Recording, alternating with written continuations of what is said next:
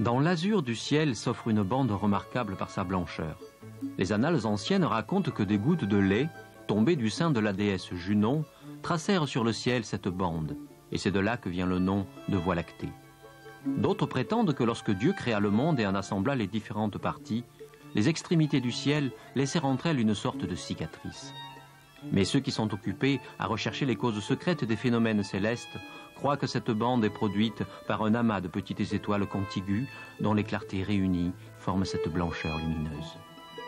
Ainsi s'exprimèrent les poètes de l'Antiquité pour chanter les beautés de la Voie lactée, appelée aussi la galaxie.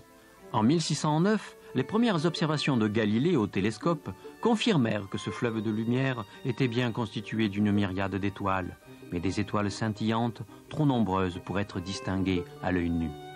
En 1750, le philosophe anglais Thomas Wright chercha à imaginer la forme réelle de cet amas d'étoiles. Mystique avant d'être astronome, il croyait que le cosmos était creux, comme une orange vidée de sa pulpe. Pour lui, la Voie lactée était la coque vue par la tranche sur laquelle se situent les étoiles. Au centre de tout, il plaçait le trône de Dieu. Peu après, un philosophe qui connaissait l'œuvre de Wright, Emmanuel Kant, en conclut que notre Voie lactée était un disque plat découpé dans l'écorce. Il en déduisit l'idée géniale que l'univers était formé d'une multitude d'îlots galactiques semblables à celui-ci.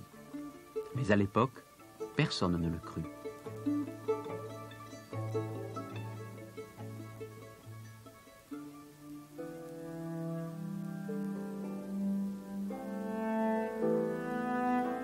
Pendant ce temps, les astronomes scrutaient le ciel avec des télescopes de plus en plus puissants.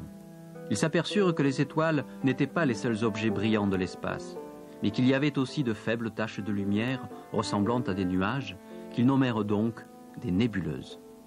La plus connue d'entre elles se trouvait dans la constellation d'Andromède, un faible halo de lumière, à peine visible à l'œil nu.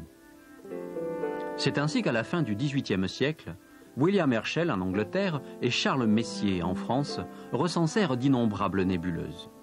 En 1850, un riche astronome amateur, le comte de Rosse, utilisa un télescope qu'il avait construit de ses propres mains et il remarqua que beaucoup de nébuleuses ressemblaient à de minuscules tourbillons constitués de spirales de gaz lumineux. Dès lors, l'imagination alla bon train. Les astronomes se demandèrent si finalement la Voie lactée n'avait pas elle aussi une forme en spirale.